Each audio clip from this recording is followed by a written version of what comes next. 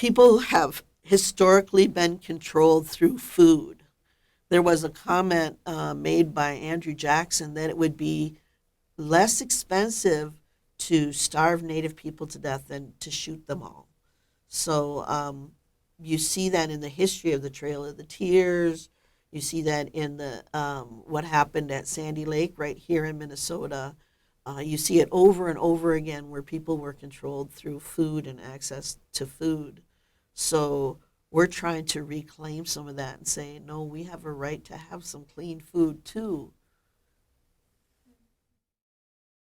We want the treaties to be enforced or upheld so that we can take care of the land again, because it's not being taken care of well. So when that happened here, on top of that, our food system and everybody else's food system was destroyed. So now we're in a place of not just inequality, but also we don't have our health. We don't have those foods that we used to eat. We're eating a different diet on top of it and getting disease. You know, everything comes from the land. Personal identity, cultural identity, social identity, political identity, and we're accustomed to sort of saying that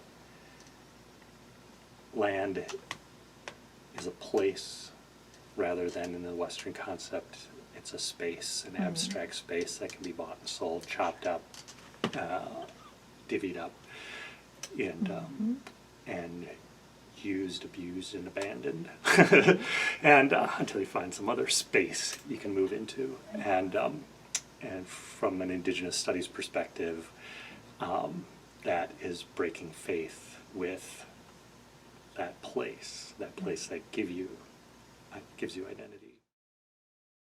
So a lot of it has to do with learning those ancestral ways, and then also trying to find a new way, because decolonization for me has a lot to do with, to me it means not harming Mother Earth, not harming her. And you know, that doesn't necessarily mean no technology at all. A lot of people mix those up and think that what I mean is going back to, you know, not living with advanced technology. I think there's a way we can use technology to empower ourselves and empower the world, but without harming her. And that's kind of what it looks like to me. So there's a word called Ane Kujibiganan. That means our connected relatives. It's like a chain. You just see it like this. So it kind of makes me realize this being of me is not all that. I have to be a good relative. So I can forget about, oh, hope this, hope that. Nuh-uh, that's not the important thing. It's my work here that's really important.